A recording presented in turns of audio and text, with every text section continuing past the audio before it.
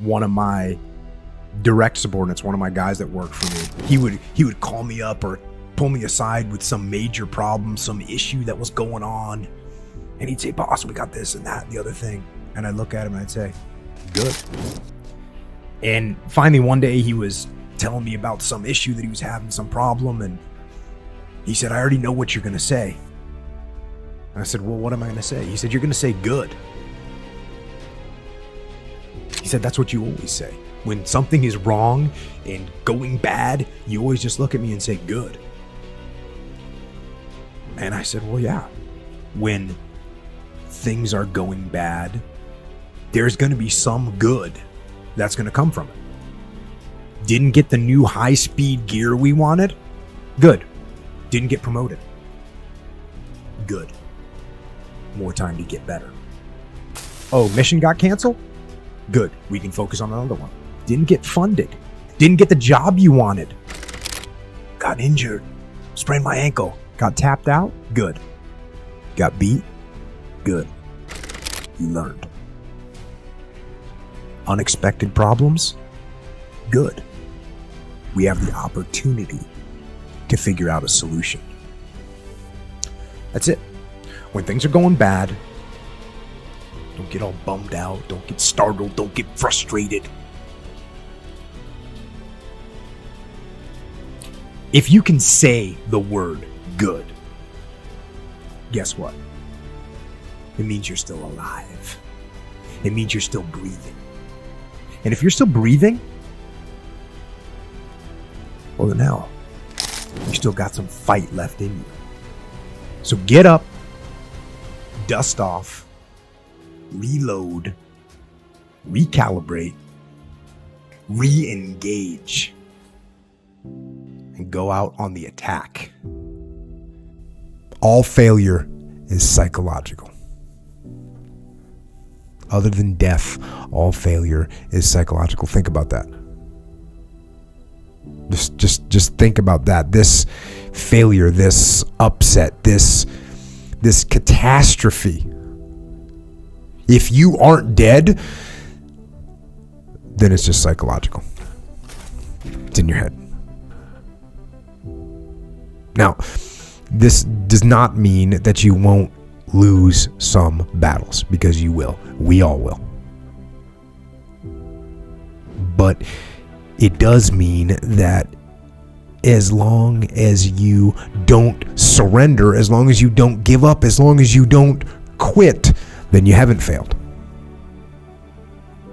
It just means you've made a temporary tactical retreat. It means you've made a brief withdrawal so that you can regroup and reattack. So, as far as I'm concerned, if you get beat, unless you're dead, you are not defeated. And you have not failed. What you've done is you've learned.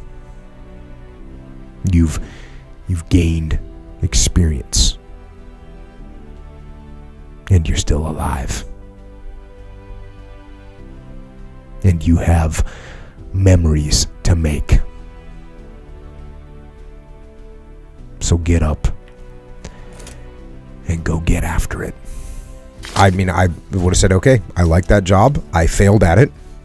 What can I learn from that? And what can I do next differently to make sure I don't make that mistake again? I'm going to learn from the past, but I'm not going to dwell on it. There's no point in dwelling on it. The only point in dwelling on it is just to learn from it. So that's what I would do here.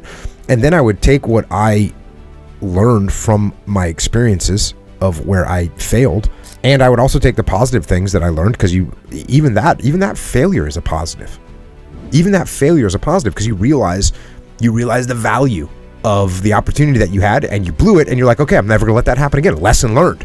I'm actually stoked I get to learn that lesson, because there's gonna be more opportunities that come up in life, and you got to make sure that you don't disregard those opportunities when they come up. And so I would have taken those lessons learned, take that failure and turn it into something positive, and made good things happen when I figured out what my new mission and new career was going to be. The key to any overcoming any fear in my mind is, we talked about this a little earlier, which is inoculation. And this idea, and I actually looked up the definition of inoculation, and it's the introduction of a pathogen or antigen into a living organism to stimulate the production of antibodies.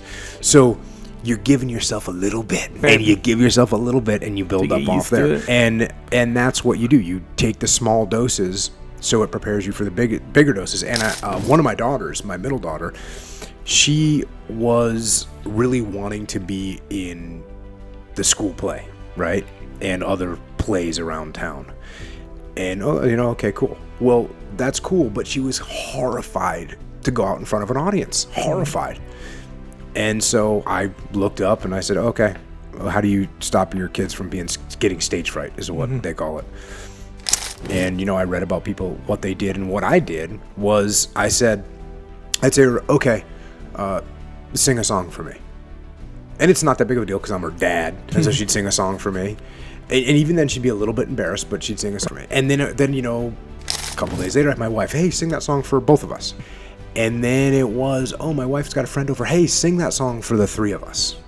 Because now you get a mystery person, an unknown in the room. She's overcoming that fear. And each time, she's getting a little bit more and more confident.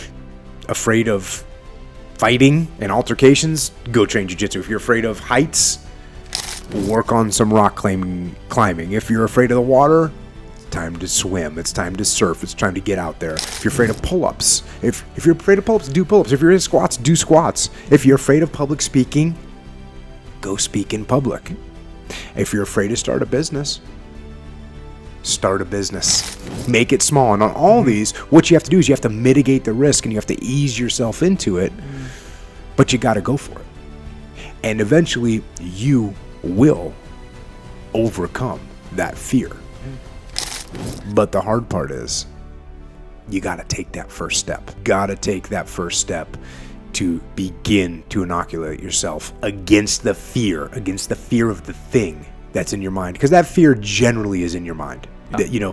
When you get up on stage to do a public speaking, people are not going to throw tomatoes at you and say, oh my, you're an idiot, get off the stage. No, right. They're going to sit there, So there's nothing to fear. It's in your head. And when it starts to sink in, anybody on the team that's like, well, this actually isn't my fault. It is like so obvious to everyone. And eventually it becomes obvious to yourself. Eventually, as you're about to say, well, this isn't really my fault. This is, and you can't even get those words out of your mouth. Instead, you say, you know what can I do to fix this problem? And it's a beautiful thing to see. It's a beautiful thing to see. And when you get that whole attitude, that culture in so deep, man, it really becomes unstoppable. It really does. Because everyone on the team now becomes, they're looking to solve problems. They're not looking to blame. They're looking to solve problems. You combine that with decentralized command. They have the authority to solve problems. They know they can fix that problem for $100. And what's even also, we were talking about that example. You got something that's part of the foundation's a little bit messed up.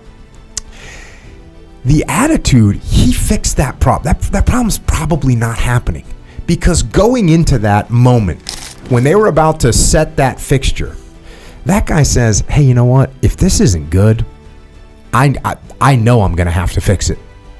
And I know if it's not good and it's going to cost money to fix it, I'm going to have to call my supervisor and say, hey, I messed this up, and we're going to have to eat this one.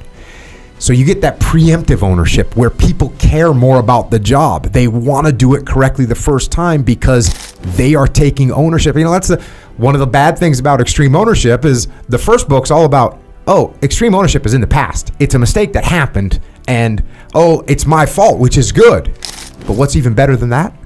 I'm not even going to let that mistake happen. Right, and that's what when you have it infused like you have it at your company, people aren't allowing those things to happen.